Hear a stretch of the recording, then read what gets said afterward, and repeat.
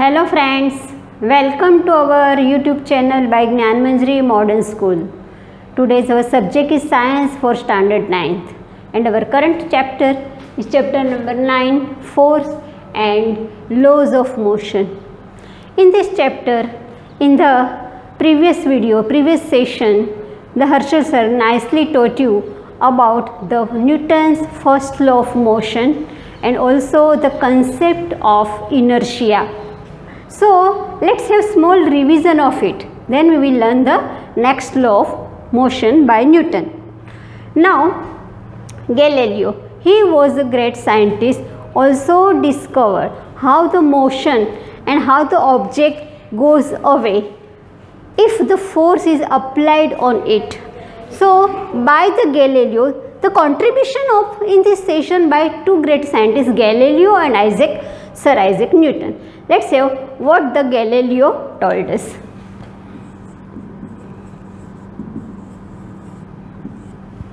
Suppose this is the ground, object is here. This is inclined plane and marble is thrown from here. It comes back, comes to the surface. Now, and if the other inclined plane is like this, so this will achieve the height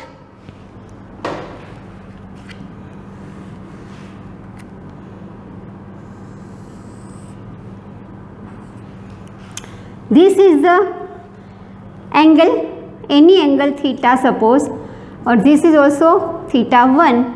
So theta and theta 1. This is the angle of inclination.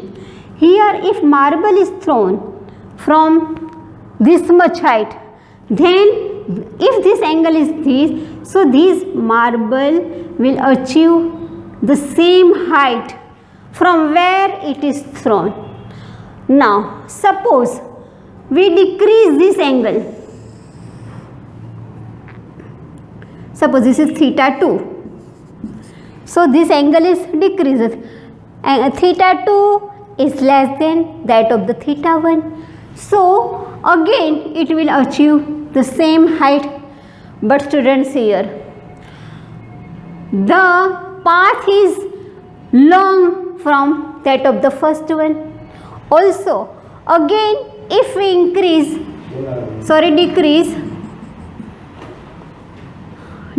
the angle. Suppose this is theta 3. Again we are decreasing the angle. Again this marble will achieve the same height. But here the distance is still greater than this. So this is the distance. This is greater than it. This is also greater than it. In this way, as we are decreasing the angle to achieve the same height, the marble have to cover more distance. So if we incline the plane parallel to the surface, so to achieve that height, marble will go further and further and further. So in this case, Galileo stated that if once the marble is thrown from distance some height and it will move continuously and less it will move. But students, we see that sometime it stops. It never go further and further. So what is there? Which force is there which stops the motion of the marble? So the Sir Isaac Newton studied this and he stated that which force stops the motion in actual practice? The force of friction, because this is not the smooth surface. Also there are other forces which are the obstacle of the motion of that marble. Okay students, so here Newton stated that if object is obstacle, it becomes obstacle by any other force, then the ball or marble or whatever the object is there will stop. This unbalanced force, frictional force or the force of wind or by any means, if there is obstacle in the motion of the ball or marble, whatever it may be, will stop. So Galileo gave the concept and the Newton gave the clarification about it, and then Newton gave the three main laws of motion. First law of motion, if object is in rest, suppose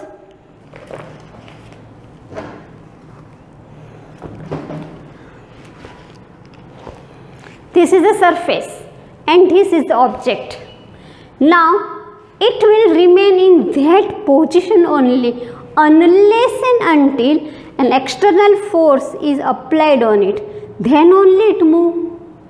So object shows the inertia unless and until external force is applied on the object, it won't move. If it is in rest, remains in rest. If it is in motion, remains in motion unless and until it is compelled by the unbalanced external force. Now this force here, I am applying this force is muscular force of my muscles, my body. This force may be the force of magnetic force, it may be the force by the wind. There are so many forces. So by any force of these, if the force is applied on the object, then only that object will change its position. Suppose here instead of this solid subject, there is a very light subject, suppose a paper is there. So when you blow the wind on it, it will move. So this is also the type of force which we are applying on that object, and in that condition only the object will change its position. So Newton's first law states that unless and until external force is compelled to on the object, unbalanced force act on the object, then only it changes its position. If it is in rest, comes in motion. If it is in motion, comes to rest, or it changes the direction. So this is the Newton's first law of motion. So Herschel sir already taught you, this is just the revision of it, and this is also called the law of inertia. Inertia means if object force is applied, any force on the object, until that object won't move its position, and also the state of its motion. So this is the about first law of motion and about the inertia. Okay students, now we will see the second law of motion. Up till now what we had learnt, it was the revision.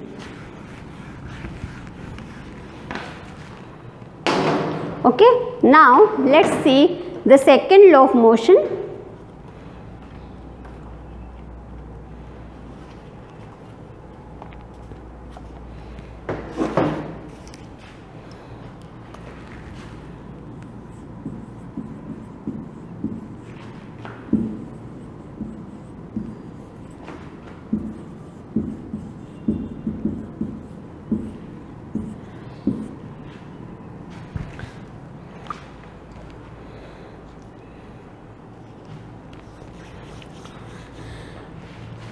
Students, be ready. Here I am introducing the new quantity in the physics.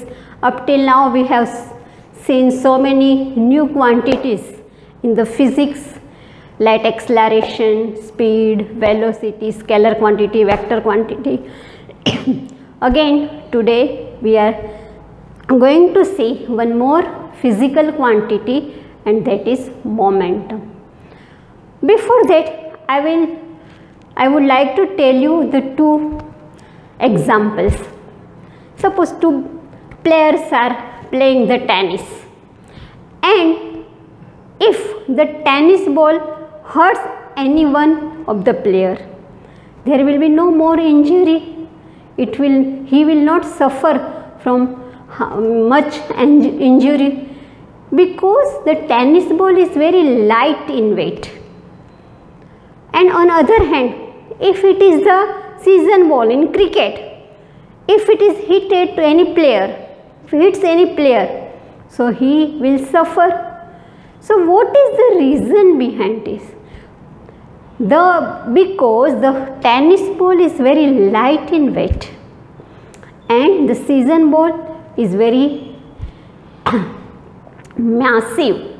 So mass of the tennis ball is very less than mass of the season ball. So the hit is depend on one thing is mass. If mass is more, the effect is more. If mass is less, effect is less. Now the second thing, suppose we throw a bullet with our hand, there will no any force or no much injury. But if we fire the bullet from gun, so the man may die. So what is the difference between this? Can you understand? Here one thing is mass, light and massive, light mass and more mass. One thing is that. What is the other thing which affects the force? Which is velocity, students. Because if we throw the bullet with our hand, it's a very less velocity, very less speed. But if this bullet is fired from the gun, velocity is tremendously increases. So when the velocity is more, effect is more, and when the mass is more, effect is more on the object. So if we multiply this mass into velocity, we are getting the new physical quantity, and it is momentum. And momentum is the product of mass and velocity. Momentum is denoted by P, mass and velocity. So if the mass is more, momentum is more. If velocity is more, momentum is more. Here we can say that the mass is directly proportional to the momentum, or we can say momentum is directly proportional to the mass. If mass is more, momentum is more.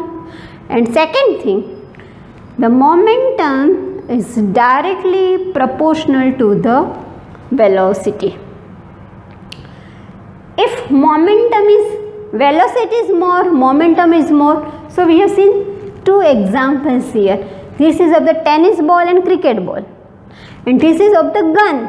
There are so many examples, students, which increases the momentum, which decreases the momentum. So here momentum is mass into velocity. Now question creates about its unit. What is unit of mass? Is kg, SI unit, and velocity meter per second. So unit of momentum is kg meter per second. This is, we are talking about the SI unit, System International. So momentum is equal to mass into velocity. Momentum we can say directly proportional to the mass. Momentum is also directly proportional to the velocity of the object. Okay. So this is the new quantity which I have introduced here. We will see some more examples. Now, while catching the cricket ball, what the bowler do? He pull his hands away from his body, means on the back side of the body. Why? Because due to that force decreases, and due to that he will have no more force, no much effect on his hand. So here, if time increases, the momentum decreases. So in this way, this is the term momentum, students. Now we are having one more example. If the battery of your car becomes dead, so to make the car start, we are giving the accelerator to it, but by just one force, by just one push, the car will not start, but by continuously pushing, the car will start. Why? Because by continuously pushing, by continuously giving the force to the car, battery starts. So what is this? This is the acceleration is given, but there is a change in acceleration. So this is what the Newton's second law. It is already given in your textbook, students. Underline this, page number 199. On this side it is given here. Underline that the second law of motion states that the rate of change of momentum of an object is proportional to the applied unbalanced force in the direction of force. So what is the second law?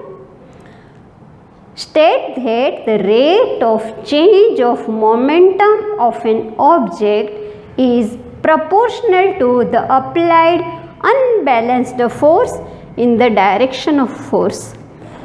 Here I am writing that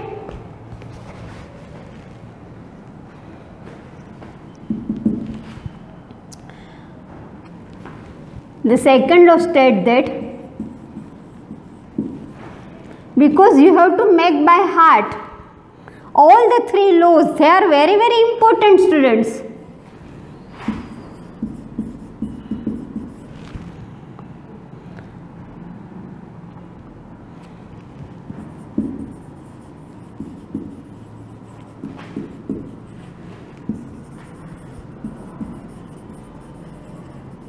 Rate of change of momentum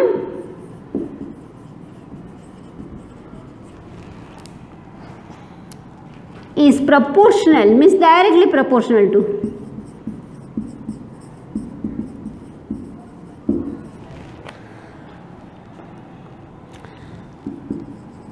applied unbalanced force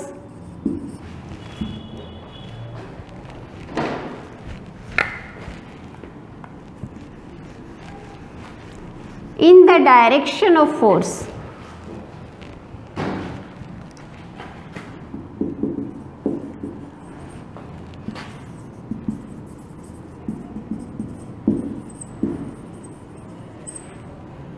So this is the Newton's second law. Note down this, students. Also momentum is equal to mass into velocity. Okay, students, note down this.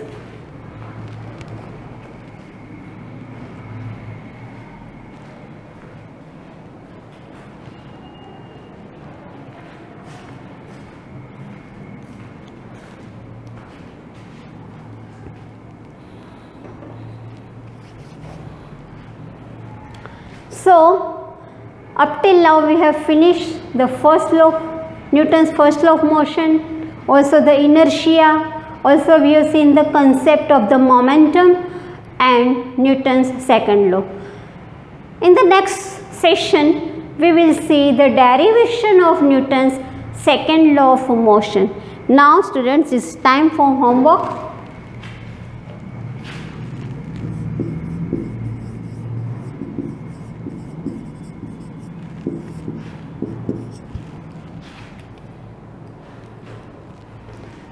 State Newton's first and second law motion with two examples, and second, what is inertia and momentum.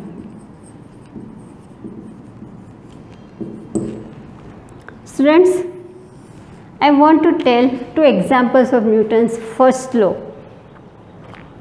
Suppose you are traveling in a bus. Bus is on the bus stop and you are sitting on your seat. Driver starts the bus. What happens at that time? You pushed backward. And why this is so happen? Because now bus is in the rest position, so you are also in the rest position. As the driver starts the bus, your legs are attached to the bus, so they comes in motion, but upper portion of your body resist it. Due to the inertia, it won't comes in the motion at the first time, so we pushes backward, or passenger pushes the backward, but this part are attached, then it will continue. Okay students, see, science is not anywhere else, it is around us. Just we have to see the laws, why this is happen, and also when if the suddenly driver applies the brake, what will happen? We bend forward. Why? Because we are in motion now with bus. Upper portion is in motion, lower portion, our legs are also in motion. When suddenly the brake is applied by the driver, then what happens? Bus stops. Due to that, our legs stops, but our upper part of the body resisted. It don't want to come in rest position due to the inertia. So it remains in motion for 1 or 2 seconds only, not for much time. But so due to that, we bend forward because it wants to remains in motion. So these are the examples of Newton's first law of motion. Again, sir told you in the last time, it is very nice activity, you can do at home. Take a glass and put a card sheet and coin on it. Give the kick to the sheet. What will happen? The coin will fall in the glass. Why? Because the kick is given to the card. So kick is not given to the coin. So coin does not want to come in motion with card. It will remain there due to the inertia. And due to that, it will fall because card goes away. They are not attached like our body. Our body parts are attached. So it will come in motion, upper part, lower part, both. But here the coin and the card are not attached. So when the kick is given to the card, the coin will fall in the glass. because due to the inertia it don't want to come in motion with car, so it will fall down in the glass. So these are the simple examples of Newton's first law of motion, students. Okay students, so note down this your homework and also do it by heart. These laws are very important. Also remember to the examples of it, students. Okay, take care, bye.